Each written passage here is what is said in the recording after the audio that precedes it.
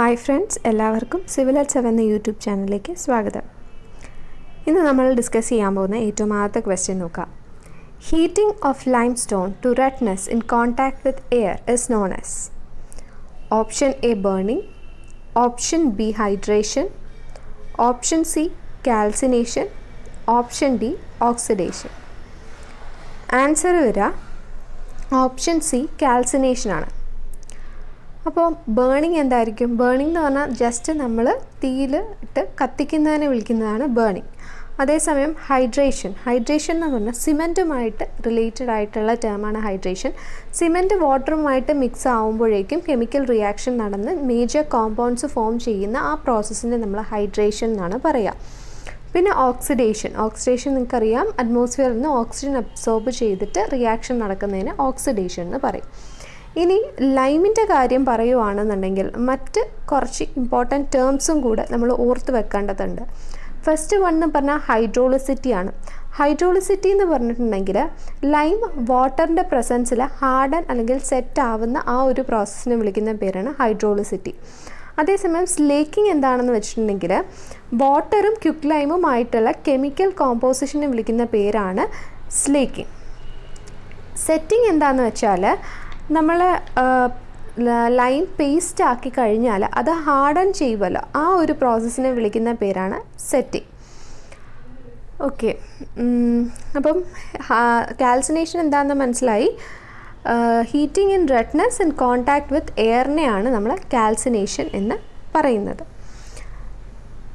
Next, in detailed estimate the provision for contingencies is usually.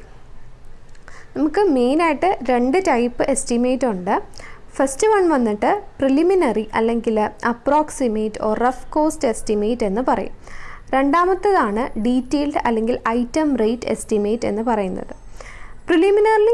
Preliminary എസ്റ്റിമേറ്റിൽ വന്നിട്ട് contingencies എന്ന് പറഞ്ഞിട്ടുണ്ടെങ്കിൽ incidental expenses വരുമല്ലോ, നമ്മൾ വിചാരിക്കാത്ത എക്സ്പെൻസസ്.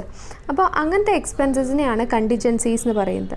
പ്രിലിമിനറി എസ്റ്റിമേറ്റിൽ നമ്മളൊരു 5 to 10% കണ്ടിജൻസിക്കായിട്ട് മാറ്റി വെക്കാറുണ്ട്. ഡീറ്റെയിൽഡ് എസ്റ്റിമേറ്റ് ആണെന്നുണ്ടെങ്കിൽ 3 to 5% മാറ്റി വെക്കാറുണ്ട്. അപ്പോൾ ഈ ക്വസ്റ്റ്യൻ്റെ അകത്ത് ചോദിച്ചേക്കുന്നത് in detailed estimate the provision for contingencies is usually option A 1%, option B 3 to 5%, option C 10%, option D 12 to 15%. അപ്പോൾ ഇവിടെ ആൻസർ വരിക 3 to 5%, അതായത് ഓപ്ഷൻ ബി ആണ്. നെക്സ്റ്റ് ക്വസ്റ്റ്യൻ നമുക്ക് നോക്കാം.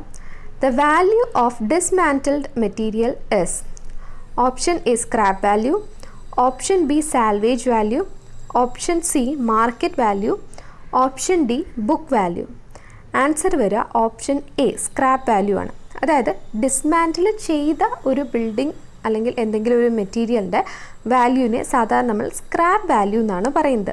അപ്പോൾ സാൽവേജ് വാല്യൂ എന്തായിരിക്കും? സാൽവേജ് വാല്യൂ എന്ന് പറഞ്ഞാൽ ഏതെങ്കിലും ഒരു ബിൽഡിംഗ് അതിൻ്റെ യൂട്ടിലിറ്റി പീരീഡ് കഴിഞ്ഞു എങ്കിലും അതിനെ ഡിസ്മാൻറ്റിൽ ചെയ്തിട്ടില്ല, അങ്ങനെയാണെന്നുണ്ടെങ്കിൽ അതിനെ നമ്മൾ സാൽവേജ് വാല്യൂ എന്ന് പറയും. മാർക്കറ്റ് വാല്യൂ എന്ന് പറഞ്ഞിട്ടുണ്ടെങ്കിൽ ഓപ്പൺ മാർക്കറ്റിൽ ആ പ്രോപ്പർട്ടിക്ക് എത്ര വിലയാണ് ഉള്ളത് എന്നുള്ളതിനെയാണ് മാർക്കറ്റ് വാല്യൂ എന്ന് പറയുന്നത്.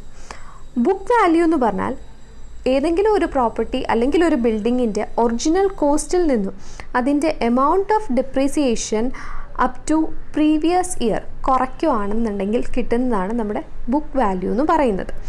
സോ ഇവിടെ ക്വസ്റ്റ്യൻ്റെ അകത്ത് ഡിസ്മാൻറ്റിൽഡ് മെറ്റീരിയലിൻ്റെ വാല്യൂവിൻ്റെ കാര്യമാണ് ചോദിച്ചിരുന്നത്. അപ്പോൾ ആൻസർ വരിക എന്താണ്? സ്ക്രാപ്പ് വാല്യൂ ആണ് ആൻസറായിട്ട് വരുന്നത്. Next question, the standard width of asbestos cement corrugated sheet is option A 1.25 meter, option B 1.05 meter, option C 1 meter, option D 0.9 meter. Asbestos cement sheet എന്ന് പറഞ്ഞിട്ടുണ്ടെങ്കിൽ 10% ആസ്ബസ്റ്റോസും 90% OPCയും ആയിരിക്കും, ഓർഡിനറി പോർട്ട്ലാൻഡ് സിമെൻറ്റുമായിരിക്കും. സോ ഇതിൻ്റെ standard width എന്ന് പറഞ്ഞാൽ 1.05 metre ആണ്. അതിൻ്റെ അകത്ത് number of കൊറിഗേഷൻസ് സാധാരണ 10 നമ്പർ ഓഫ് കൊറിഗേഷൻസ് ആണ് ഒരു ആസ്ബസ്റ്റോസ് ഷീറ്റിൽ വരിക. സോ ഇവിടെ ക്വസ്റ്റ്യൻ ചോദിച്ചേക്കുന്നത് ഈ ആസ്ബസ്റ്റോസ് സിമെൻറ്റ് കൊറിഗേറ്റഡ് ഷീറ്റിൻ്റെ സ്റ്റാൻഡേർഡ് വിഡ്ത്താണ്. ആൻസർ അപ്പോൾ വരിക, answer is option B 1.05 metre. Next question നോക്കാം. Thickness of plastering is usually option A 40 mm, option B 25 mm, option C 12 mm, option D 6 mm. Answer വരിക 12 mm ആണ്. 12 mm ആണ് usually നമ്മൾ പ്ലാസ്റ്ററിങ്ങിൻ്റെ thickness ആയിട്ട് എടുക്കുന്നത്. Next question. The fresh detailed estimate of the additional work in addition to original one is option A revised estimate, option B detailed estimate, option C supplementary estimate, option D abstract estimate. Question ചോദിച്ചേക്കുന്നത് നമ്മൾ fresh ആയിട്ടൊരു detailed estimate ചെയ്യുവാണ്. Additional to original one, ഒരു original estimate ഉണ്ട്. അത് കൂടാതെ നമ്മൾ additional വർക്കിന് വേണ്ടിയിട്ടൊരു ഫ്രഷ് ഡീറ്റെയിൽഡ് എസ്റ്റിമേറ്റും കൂടെ ചെയ്യുവാണ്. അപ്പോൾ അങ്ങനത്തെ എസ്റ്റിമേറ്റിനെ വിളിക്കുന്ന പേരെന്താണെന്നാണ് ചോദിച്ചേക്കുന്നത്. ആൻസർ വരിക ഓപ്ഷൻ സി സപ്ലിമെൻ്ററി എസ്റ്റിമേറ്റ് ആണ്. ഓക്കെ, അപ്പോൾ ഇതിൻ്റെ അകത്ത് ഏറ്റവും ആദ്യം പറഞ്ഞിരിക്കുന്നത് റിവൈസ്ഡ് എസ്റ്റിമേറ്റ്. റിവൈസ്ഡ് എസ്റ്റിമേറ്റ് എന്ന് പറഞ്ഞാൽ നമ്മളിപ്പോൾ ഏതെങ്കിലും ഒരു ബിൽഡിംഗ് അല്ലെങ്കിൽ ഏതെങ്കിലും ഒരു പ്രോജക്റ്റിന് ഒരു എസ്റ്റിമേറ്റ് പ്രിപ്പയർ ചെയ്തു. അപ്പോൾ അതിന് നമുക്ക് 2 സാങ്ഷൻസ് കിട്ടണം. ടെക്നിക്കൽ സാങ്ഷനും അഡ്മിനിസ്ട്രേറ്റീവ് സാങ്ഷനും കിട്ടണം. ഇപ്പോൾ suppose technical sanction more than 5 technical sanction കിട്ടിയ എസ്റ്റിമേറ്റിൽ നിന്നും 5% കൂടുതലാവുകയാണ് ചിലവ് എന്നുണ്ടെങ്കിൽ നമ്മൾ എസ്റ്റിമേറ്റ് റിവൈസ് ചെയ്യേണ്ടി വരും. അതുപോലെ അഡ്മിനിസ്ട്രേറ്റീവ് സാങ്ഷനിൽ നിന്നും 10%-നെക്കാട്ടിലും കൂടുതലാണ് ചിലവ് വരുന്നതെങ്കിൽ അപ്പോഴും നമ്മൾ എസ്റ്റിമേറ്റ് റിവൈസ് ചെയ്യേണ്ടി വരും. അതിനെയാണ് റിവൈസ്ഡ് എസ്റ്റിമേറ്റ് എന്ന് പറയുന്നത്. ഡീറ്റെയിൽഡ് എസ്റ്റിമേറ്റ് എന്ന് പറഞ്ഞാൽ നമ്മൾ പറഞ്ഞു ആദ്യം തന്നെ എസ്റ്റിമേറ്റിൽ 2 ഇമ്പോർട്ടൻറ്റ് ക്ലാസിഫിക്കേഷൻസ് ആണ് ഉള്ളത്. ഫസ്റ്റ് വൺ പ്രിലിമിനറി എസ്റ്റിമേറ്റും പിന്നെയുള്ളത് ഡീറ്റെയിൽഡ് എസ്റ്റിമേറ്റും. ഓക്കെ, അപ്പോൾ അതാണ് ഡീറ്റെയിൽഡ് എസ്റ്റിമേറ്റ്. ഡീറ്റെയിൽഡ് എസ്റ്റിമേറ്റിൻ്റെ അണ്ടറിൽ വരുന്നതാണ് സപ്ലിമെൻ്ററി എസ്റ്റിമേറ്റും നമ്മൾ നേരത്തെ പറഞ്ഞ revised estimate, supplementary and revised, അങ്ങനെ ഡിഫറെൻറ്റ് ടൈപ്സ് ഓഫ് എസ്റ്റിമേറ്റ്സ്. അപ്പോൾ മൂന്നാമത് പറഞ്ഞതാണ് സപ്ലിമെൻ്ററി എസ്റ്റിമേറ്റ്. അത് ഡീറ്റെയിൽഡ് എസ്റ്റിമേറ്റിൻ്റെ അണ്ടറിൽ വരുന്നത് തന്നെയാണ്. സപ്ലിമെൻ്ററി എസ്റ്റിമേറ്റ് എന്ന് പറഞ്ഞിട്ടുണ്ടെങ്കിൽ ഇപ്പോൾ അഡീഷണൽ ആയിട്ട് എന്തെങ്കിലും വർക്ക് വരുവാണെന്നുണ്ടെങ്കിൽ നമ്മൾ ബിൽഡിങ് ഏതെങ്കിലും ഒരു പ്രോജക്റ്റ് നമ്മൾ ചെയ്യുവാണ്, അത് ആദ്യമേ എസ്റ്റിമേറ്റ് ഇട്ടത് കൂടാതെ ഏതെങ്കിലും അഡീഷണൽ വർക്കും കൂടെ വരികയാണ്. അപ്പോൾ നമ്മൾ ചെയ്യുന്നതെന്ന് പറഞ്ഞെങ്കിൽ ആ ഒറിജിനൽ എസ്റ്റിമേറ്റിൻ്റെ കൂടെ ഒരു സപ്ലിമെൻ്ററി എസ്റ്റിമേറ്റും കൂടെ അഡീഷണൽ വർക്കും കൂടെ ചേർന്നിട്ടുള്ള ഒരു എസ്റ്റിമേറ്റും കൂടെ നമ്മൾ പ്രിപ്പയർ ചെയ്യും. അതിനെയാണ് സപ്ലിമെൻ്ററി എസ്റ്റിമേറ്റ് എന്ന് പറയുന്നത്. ഏറ്റവും അവസാനം വരുന്നത് അബ്സ്ട്രാക്റ്റ് എസ്റ്റിമേറ്റ്. സോ ഈ സപ്ലിമെൻ്ററി എസ്റ്റിമേറ്റ്, റിവൈസ്ഡ് എസ്റ്റിമേറ്റ് ഇതെല്ലാം ഡീറ്റെയിൽഡ് എസ്റ്റിമേറ്റിൻ്റെ അണ്ടറിൽ വരുന്നതാണ്. പ്രിലിമിനറി എസ്റ്റിമേറ്റിൻ്റെ അണ്ടറിൽ വരുന്നത് unit base method, plinth area method, cubical content method, approximate quantity method, അങ്ങനത്തെ കുറേ മെത്തേഡ്സും ഡീറ്റെയിൽഡ് എസ്റ്റിമേറ്റിൻ്റെ അണ്ടറിൽ വരുന്നതാണ് supplementary estimate, revised estimate, supplementary and revise and annual repair estimate, ഇതൊക്കെ. സോ ഇവിടെ ആൻസർ വരിക ഓപ്ഷൻ സി സപ്ലിമെൻ്ററി എസ്റ്റിമേറ്റ് ആണ്. നെക്സ്റ്റ് ക്വസ്റ്റ്യൻ നമുക്ക് നോക്കാം. The most reliable estimate is option A preliminary estimate, option B plinth area estimate, option C detailed estimate and option D cubic rate estimate. ഇവിടെ answer വരിക option C detailed estimate ആണ്. Detailed estimate ആണ് എപ്പോഴും ഏറ്റവും reliable ആയിട്ടുള്ള method. So preliminary എസ്റ്റിമേറ്റും detailed എസ്റ്റിമേറ്റും ഉണ്ടെന്ന് പറഞ്ഞു. അപ്പോൾ ഇവിടെ ഓപ്ഷൻ ബിയും ഡിയും, അതായത് പ്ലിന്ത് ഏരിയ എസ്റ്റിമേറ്റും ക്യൂബ് റേറ്റ് എസ്റ്റിമേറ്റും, ഇത് രണ്ടും പ്രിലിമിനറി എസ്റ്റിമേറ്റിൻ്റെ അണ്ടറിൽ വരുന്നത് തന്നെയാണ്. അതിൻ്റെ തന്നെ ക്ലാസിഫിക്കേഷനാണ് ഇത് രണ്ടും. സോ ആൻസർ, ഈ ക്വസ്റ്റ്യൻ ആൻസറായിട്ട് വരിക ഡീറ്റെയിൽഡ് എസ്റ്റിമേറ്റ് ആണ്. ഇനി പ്ലിന്ത് ഏരിയ എസ്റ്റിമേറ്റ് എന്ന് ഉദ്ദേശിക്കുന്നത് നമ്മൾ ഈ ടൈപ്പ് ഓഫ് എസ്റ്റിമേറ്റിൽ പ്ലിന്ത് ഏരിയയും പ്ലിന്ത് റേറ്റും, പ്ലിന്ത് ഏരിയ എന്ന് പറഞ്ഞാൽ ലെങ്ത് ഇൻറ്റു ബ്രെഡ്ത്ത്, ഒരു ബിൽഡിങ്ങിൻ്റെ ഔട്ടർ ഡയമെൻഷൻ്റെ ലെങ്ത് ഇൻറ്റു ബ്രെഡ്ത്ത് ചെയ്യുമ്പോൾ നമുക്ക് പ്ലിന്ത് ഏരിയ കിട്ടും. അത് ഇൻറ്റു പ്ലിന്ത് റേറ്റ് വെച്ചിട്ടാണ് നമ്മൾ പ്ലിന്ത് ഏരിയ എസ്റ്റിമേറ്റ് എടുക്കുന്നത്. ഇനി ക്യൂബ് റേറ്റ് എസ്റ്റിമേറ്റ് എന്ന് പറയുമ്പോൾ ഒരു ബിൽഡിങ്ങിൻ്റെ ക്യൂബിക്കൽ കണ്ടൻറ്റ് ആണ് അവിടെ നോക്കുക. ആ ക്യൂബിക്കൽ കണ്ടൻറ്റ് വെച്ചിട്ടാണ് നമ്മൾ ആ ഒരു ക്യൂബ് റേറ്റ് എസ്റ്റിമേറ്റ് ചെയ്യുന്നത്. ഇത് രണ്ടും വരുന്നത് പ്രിലിമിനറി എസ്റ്റിമേറ്റിൻ്റെ അണ്ടറിലാണ്. ഓക്കെ, അപ്പോൾ നമ്മുടെ ഈ ക്വസ്റ്റ്യൻ്റെ ആൻസർ വരിക ഡീറ്റെയിൽഡ് എസ്റ്റിമേറ്റ് ആണ്. The most reliable estimate is detailed estimate. Next question. Which of the following estimate is least accurate? Option A, preliminary estimate. Option B, plinth area estimate. Option C, detailed estimate. Option D, revised estimate. Answer വരിക option B, plinth area estimate ആണ്. plinth area estimate എന്താണെന്നുള്ളത് നമ്മൾ കഴിഞ്ഞ ക്വസ്റ്റനിൽ പറഞ്ഞതാ. അപ്പോൾ ഏറ്റവും accuracy കുറഞ്ഞ type of estimate എന്ന് പറയുന്നത് plinth area estimate ആണ്. നെക്സ്റ്റ് ക്വസ്റ്റ്യൻ നോക്കാം. Generally, the unit of measurement for partition wall is option A, cubic meter, option B, running meter, option C, square meter, and option D, numbers.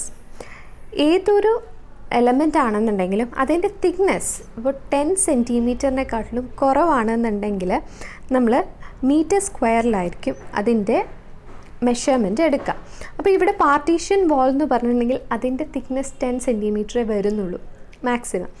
So നമ്മൾ അതിൻ്റെ unit measure ചെയ്യുമ്പോൾ metre സ്ക്വയറിലായിരിക്കും measure ചെയ്യുക. അപ്പോൾ ഇവിടെ answer വരിക, answer is option C, metre square.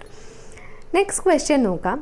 The steel used for cutting tools is option A, mild steel, option B, medium carbon steel, option C, high carbon steel, and option D, none of this. Cutting tools ഉണ്ടാക്കാൻ വേണ്ടിയിട്ട് ഏത് സ്റ്റീലാണ് നമ്മൾ use ചെയ്യുന്നത് എന്നുള്ളതാണ് question. അപ്പോൾ ഇവിടെ high carbon സ്റ്റീലാണ് നമ്മൾ prefer ചെയ്യുന്നത്. അതിൻ്റെ കാരണം എന്താണെന്ന് വെച്ചിട്ടുണ്ടെങ്കിൽ എക്സ്ട്രീം ഹാർഡ്നെസ് ആണ് അതിനുള്ളത്. അതിന് വിയറിനെ റെസിസ്റ്റ് ചെയ്യാനുള്ള കപ്പാസിറ്റി ഉണ്ട്, വൈബ്രേഷൻസിനെയും ഷോക്സിനെയും റെസിസ്റ്റ് ചെയ്യാനൊക്കെയുള്ള കപ്പാസിറ്റി ഉണ്ട്. അതുകൊണ്ട് തന്നെ ഹൈ കാർബൺ സ്റ്റീലാണ് നമ്മൾ കട്ടിംഗ് ടൂൾസ് ഉണ്ടാക്കാൻ വേണ്ടിയിട്ട് ഉപയോഗിക്കുന്നത്. So answer is option C, high carbon steel. ഇനി സ്റ്റീലിനെ നമുക്ക് ഹൈ, മീഡിയം, മൈൽഡ് സ്റ്റീൽ ഇങ്ങനെ ക്ലാസിഫൈ ചെയ്യാൻ പറ്റും. അത് അതിൻ്റെ കാർബൺ കണ്ടൻറ്റിൻ്റെ ബേസിസിലാണ്. ഹൈ കാർബൺ സ്റ്റീലിൽ വന്നിട്ട് കാർബൺ കണ്ടൻറ്റ് 0.6 to 1.5% ആണുള്ളത്. മീഡിയം സ്റ്റീലിൽ വന്നിട്ട് 0.25 to 0.6%, മൈൽഡ് സ്റ്റീലിൽ വന്നിട്ട് 0.1 to 0.25% ആണുള്ളത്. മീഡിയം സ്റ്റീല് നമ്മളിപ്പോൾ പറഞ്ഞു high carbon steel cutting tools ഉണ്ടാക്കാനാണ് യൂസ് ചെയ്യുന്നതെന്ന്. അപ്പോൾ മീഡിയം കാർബൺ സ്റ്റീൽസ് യൂസ് ചെയ്യുന്നത് റെയിൽസ് ഉണ്ടാക്കാൻ വേണ്ടിയിട്ടാണ്, റെയിൽവേസിലെ റെയിൽസ് ഉണ്ടാക്കാൻ വേണ്ടിയിട്ടാണ് medium carbon steel. Mild carbon steel വന്നിട്ട് സ്ട്രക്ചറൽ വർക്ക്സ്, നമ്മുടെ T സെക്ഷൻ, I സെക്ഷൻ ഇതൊക്കെ ഉണ്ടാക്കാൻ വേണ്ടിയിട്ടാണ് മൈൽഡ് സ്റ്റീൽ യൂസ് ചെയ്യുന്നത്. സോ ഇവിടെ ആൻസർ വരിക ഓപ്ഷൻ സി, ഹൈ കാർബൺ സ്റ്റീലാണ്. നെക്സ്റ്റ് ക്വസ്റ്റ്യൻ നമുക്ക് നോക്കാം. The property of a material enabling it to resist deformation under stress is called option A, stiffness, option B, strength, option C, toughness, and option D, brittleness. Answer is option A, stiffness. ഒരു material property അത് അതിനെ deformation, stress വരുമ്പോഴുള്ള deformation control ചെയ്യാൻ വേണ്ടിയിട്ട്, resist ചെയ്യാൻ വേണ്ടിയിട്ട് സഹായിക്കും. ആ പ്രോപ്പർട്ടിയെ വിളിക്കുന്ന പേരാണ് stiffness. So stiffness, strength, toughness and brittleness. അപ്പോൾ ടഫ്നെസ് എന്തായിരിക്കും? ടഫ്നെസ് എന്ന് പറഞ്ഞിട്ടുണ്ടെങ്കിൽ ഏതെങ്കിലും ഒരു മെറ്റീരിയലിന് നമ്മൾ ലോഡ് കൊടുക്കുക അല്ലെങ്കിൽ ഫോഴ്സ് അതിൻ്റെ അകത്ത് അപ്ലൈ ചെയ്യുമ്പോൾ അത് ഫ്രാക്ചർ ആവാതിരിക്കാനുള്ള അതിൻ്റെ ആ ഒരു കഴിവ്, അതിനെയാണ് ടഫ്നെസ് എന്ന് പറയാം. ബ്രിട്ടിൽനെസ് എന്ന് പറഞ്ഞിട്ടുണ്ടെങ്കിൽ വളരെ ചെറിയ ഒരു ഇലാസ്റ്റിക് ഡീഫോമേഷനിൽ പോലും മെറ്റീരിയൽ ബ്രേക്കായി പോവുകയാണെന്നുണ്ടെങ്കിൽ ആ ഒരു പ്രോസസ്സിനെ വിളിക്കുന്ന പേരാണ്, അല്ലെങ്കിൽ ആ ഒരു ബിഹേവിയറാണ് ബ്രിട്ടിൽ എന്ന് പറയുന്നത്. നെക്സ്റ്റ് ക്വസ്റ്റ്യൻ നോക്കാം. Which of the following has the highest value of Poisson's ratio? Option A, rubber, option B, aluminium, option C, steel, option D, copper. Answer വരിക ഓപ്ഷൻ എ, റബ്ബറാണ്. പോയ്സൺസ് റേഷ്യോ എന്ന് പറഞ്ഞിട്ടുണ്ടെങ്കിൽ അത് lateral സ്ട്രെയിൻ്റെയും longitudinal സ്ട്രെയിൻ്റെയും തമ്മിലുള്ള റേഷ്യോനെയാണ് നമ്മൾ poisons ratio എന്ന് പറയുന്നത്. ഏറ്റവും കൂടുതൽ വാല്യൂ വരുന്ന റബ്ബറാണ്. അത് 0.45 to 0.5 ആ റേഞ്ചിലൊക്കെ വരും. ഗോൾഡിനൊക്കെ വന്നിട്ട് 0.42 ഒക്കെയാണ് വരിക. ഇനി സ്റ്റീൽ എന്ന് പറഞ്ഞാൽ അതിൻ്റെ റേഞ്ച് 0.25 to 0.48 ആണ്. 0.3 എന്ന് നമുക്ക് ഓപ്ഷനിൽ കാണാൻ പറ്റും. ഇനി അലൂമിനിയം, കോപ്പർ ഇതിനൊക്കെ 0.33 ആ ഒരു റേഞ്ചിലാണ് വരിക. So Poisson's ratio is lateral strain by longitudinal strain. അപ്പോൾ ഈ ക്വസ്റ്റ്യൻ്റെ അകത്ത് answer highest value of Poisson's ratio ഉള്ളത് റബ്ബറിനാണ്, വിച്ച് ഇസ് 0.45 to 0.5 ആ ഒരു റേഞ്ചിൽ. നെക്സ്റ്റ് ക്വസ്റ്റ്യൻ നോക്കാം. The bending moment on a section is maximum where shear force is option A 0, option B maximum, option C minimum, option D changing sign. നമ്മളൊരു simply supported beam വിത്ത് UDL consider ചെയ്യുവാണ്. അതിൻ്റെ shear force diagram എന്ന് പറഞ്ഞാൽ 2 triangles കിട്ടും. ആ ട്രയാങ്കിൾസിൻ്റെ ആ ഒരു diagram എന്ന് പറഞ്ഞാൽ അത് ഒരു പെർട്ടിക്കുലർ പോയിന്റിൽ മോസ്റ്റ്ലി നടുക്ക് UDL അല്ലേ വരിക. അപ്പോൾ നടുക്ക് സൈൻ ചേഞ്ച് ചെയ്യും, പോസിറ്റീവിൽ നിന്ന് നെഗറ്റീവിലേക്ക് മാറും. അപ്പോൾ നോക്കിയാൽ അറിയാം ആ സൈൻ ചേഞ്ച് ചെയ്യുന്ന ആ പോയിന്റിൽ തന്നെയാണ് ബെൻഡിങ് മൊമെൻറ്റും മാക്സിമം ആയിട്ട് വന്നേക്കുന്നത്. സോ നമ്മുടെ ക്വസ്റ്റ്യൻ ഇതായിരുന്നു, the bending moment on a section is maximum where shear forces. അപ്പോൾ ആൻസർ എന്താ വരിക? ചേഞ്ചിങ് സൈൻ എന്നാണ് ആൻസർ വരുന്നത്. നെക്സ്റ്റ് ക്വസ്റ്റ്യൻ നോക്കാം. Which of the following is a scalar quantity?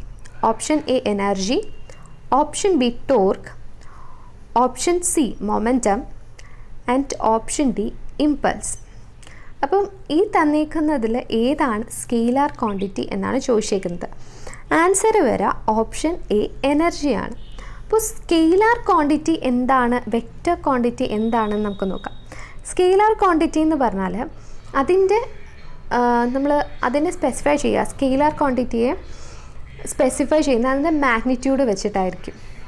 അതിൻ്റെ ഡിറക്ഷൻ നമ്മൾ പറയത്തില്ല, അതിൻ്റെ മാഗ്നിറ്റ്യൂഡ് മതി അതിനെ ഡിഫൈൻ ചെയ്യാൻ. പക്ഷേ വെക്റ്റർ ക്വാണ്ടിറ്റി വരുമ്പോൾ അതിൻ്റെ മാഗ്നിറ്റ്യൂഡ് മാത്രം പറഞ്ഞതുകൊണ്ട് കാര്യമാവില്ല. നമുക്കതിൻ്റെ മാഗ്നിറ്റ്യൂഡും വേണം, അതേപോലെ ഡിറക്ഷനും വേണം. അത് രണ്ടും പറഞ്ഞാലേ ആ ക്വാണ്ടിറ്റിയെ പ്രോപ്പറായിട്ട് നമുക്ക് ഡിഫൈൻ ചെയ്യാൻ പറ്റും. സോ ഈ ക്വസ്റ്റ്യൻ്റെ അകത്ത് ചോദിച്ചേക്കുന്നത് ഇതിൻ്റെ അകത്ത് ഏതാണ് സ്കെയിലാർ ക്വാണ്ടിറ്റി എന്നുള്ളതാണ്. അപ്പോൾ ആൻസർ വന്നിരിക്കുന്നത് ഓപ്ഷൻ എ എനർജിയാണ്. ഓപ്ഷൻ ബി നോക്കുകയാണെങ്കിൽ ടോർക്ക് പറഞ്ഞിട്ടുണ്ട്. ടോർക്ക് എന്ന് പറഞ്ഞാൽ it is a vector quantity. അത് ടോർക്ക് എന്ന് ഉദ്ദേശിക്കുന്നതെന്ന് വെച്ചിട്ടുണ്ടെങ്കിൽ ഒരു ഒബ്ജക്റ്റിനെ റൊട്ടേറ്റ് ചെയ്യിക്കാൻ വേണ്ടിയിട്ട് നമ്മൾ എത്ര ഫോഴ്സ് കൊടുക്കണം എന്നുള്ളതാണ്. ആ ഫോഴ്സിൻ്റെ മെഷറിനെയാണ് നമ്മൾ ടോർക്ക് എന്ന് പറയുന്നത്. അപ്പോൾ അതിൻ്റെ ഡിറക്ഷൻ എന്ന് പറഞ്ഞാൽ അത് ആ ഫോഴ്സിൻ്റെ ഡിറക്ഷനിൽ തന്നെ ആയിരിക്കും ടോർക്കിൻ്റെയും ഡിറക്ഷൻ പറയുക. സോ അതിന് മാഗ്നിറ്റ്യൂഡും ഉണ്ട്, ഡിറക്ഷനും ഉണ്ട്. So torque is a vector quantity. Momentum എന്ന് പറഞ്ഞാൽ അതിൻ്റെ ഇക്വേഷൻ മാസ് ഇൻറ്റു വെലോസിറ്റി എന്നാണ്. അപ്പോൾ വെലോസിറ്റി നമുക്കറിയാം it is a vector quantity. So momentum is also a vector quantity. ഇനി ഇമ്പൾസ് എന്ന് പറഞ്ഞാൽ it is force into time അല്ലെങ്കിൽ rate of change of momentum എന്നൊക്കെ പറയും. അപ്പോൾ impulse is also a force into time. Force is a vector quantity, അതുകൊണ്ട് തന്നെ impulse is also a vector quantity. അപ്പോൾ ഇവിടെ എനർജി എന്ന് പറഞ്ഞിട്ടുണ്ടെങ്കിൽ എന്താണ്? അതൊരു ക്വാണ്ടിറ്റേറ്റീവ് പ്രോപ്പർട്ടിയാണ്.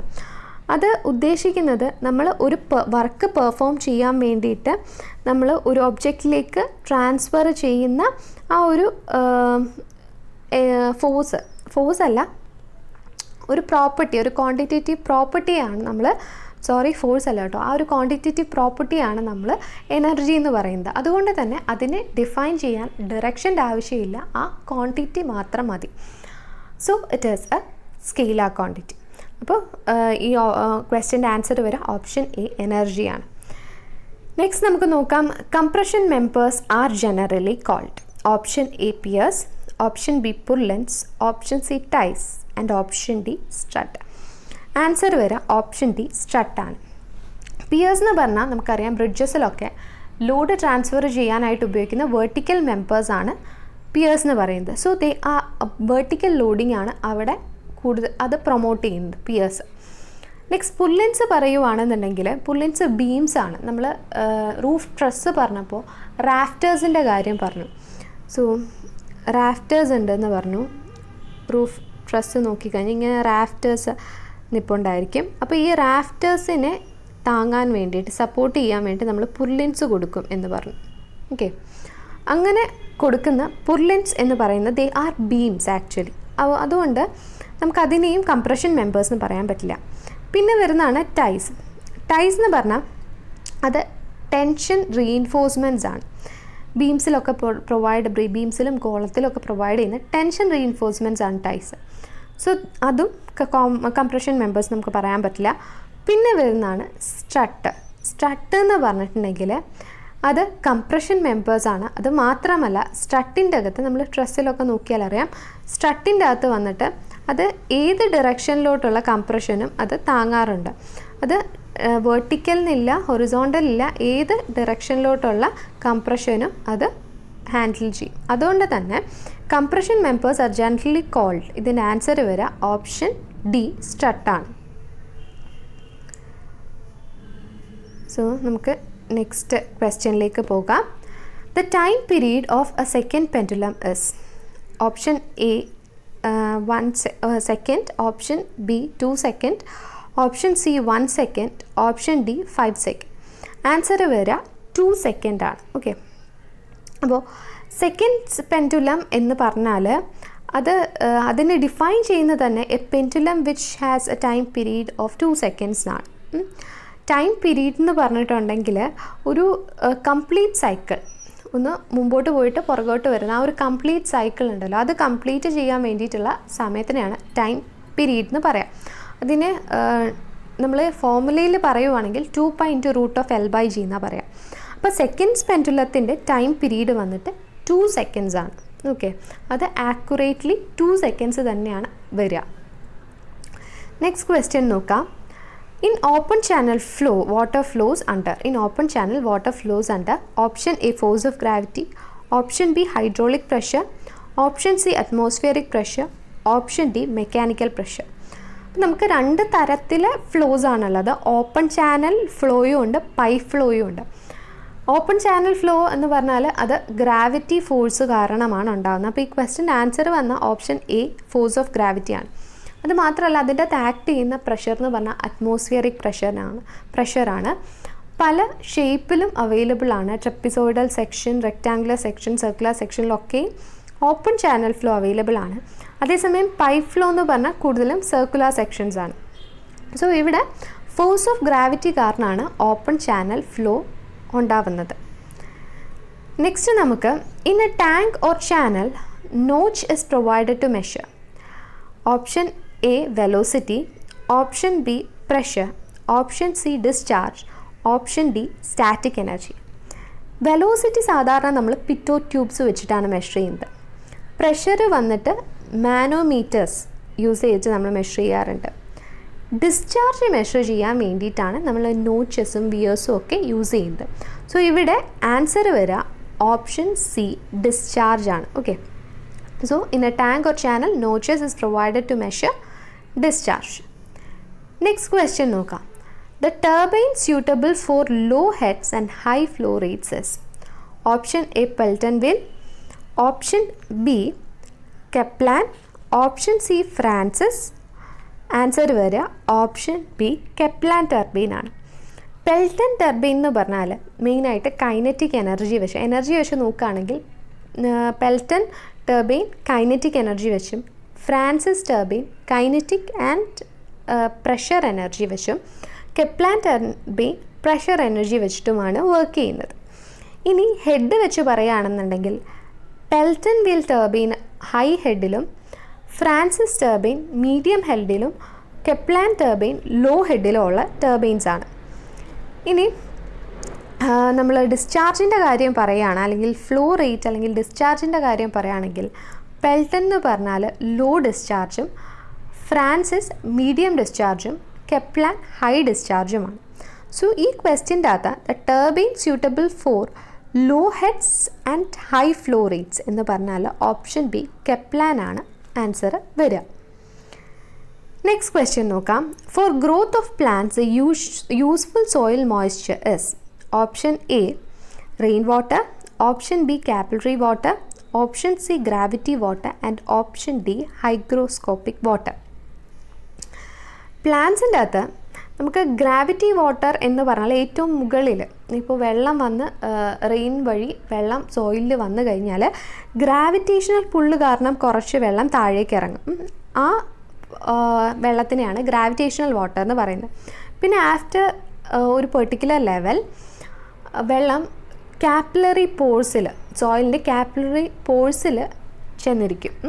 അതിനെയാണ് കാപ്പിലറി വാട്ടർ എന്ന് പറയുന്നത്. വീണ്ടും ഡെപ്ത് കൂടുമ്പോൾ സോയിലിൻ്റെ സോയിൽ അതിൻ്റെ സർഫസിൽ അറ്റ്മോസ്ഫിയറിൽ നിന്നും എടുത്ത കുറച്ച് വാട്ടർ, ആ ഒരു മോയ്സ്ചർ കണ്ടൻറ്റ് മാത്രമേ ഉണ്ടാവൂ. അതിനെയാണ് ഹൈഗ്രോസ്കോപ്പിക് വാട്ടർ എന്ന് പറയുന്നത്. സോ ആദ്യം വരുന്നത് ഗ്രാവിറ്റേഷണൽ വാട്ടർ, പിന്നെ നടുക്ക് കാപ്പിലറി വാട്ടർ, അതിനും താഴെയാണ് ഹൈഗ്രോസ്കോപ്പിക് വാട്ടർ എന്ന് പറയുന്നത്. അപ്പോൾ ഈ ക്വസ്റ്റ്യൻ ഇതായിരുന്നു, four growth of plants useful soil moisture is. Gravitational water അല്ല, പ്ലാന്റ്സിൻ്റെ ഗ്രോത്തിന് വേണ്ടിയിട്ട് അതിൻ്റെ റൂട്ട് പോയി ഇൻ ഡെപ്ത് പോയി അത് യൂസ് ചെയ്യുന്നത് സാധാരണ കാപ്പിലറി വാട്ടറാണ്. അപ്പോൾ കാപ്പിലറി വാട്ടറിനെയാണ് സാധാരണ പ്ലാന്റ്സ് ഗ്രോത്തിന് വേണ്ടിയിട്ട് യൂസ് ചെയ്യുന്നത്. സോ ഇതായിരുന്നു question. Four growth of plants useful soil moisture is option B capillary water. അപ്പോൾ നമ്മളിന്ന് 20 ക്വസ്റ്റ്യൻസ് ഡിസ്കസ് ചെയ്തു. സോ ഈ വീഡിയോ എല്ലാവർക്കും ഇഷ്ടമായെന്ന് വിചാരിക്കുന്നു. ഇഷ്ടമായിട്ടുണ്ടെങ്കിൽ ചാനൽ സബ്സ്ക്രൈബ് ചെയ്യുക, ലൈക്ക് ചെയ്യുക, ഷെയർ ചെയ്യുക. Thank you.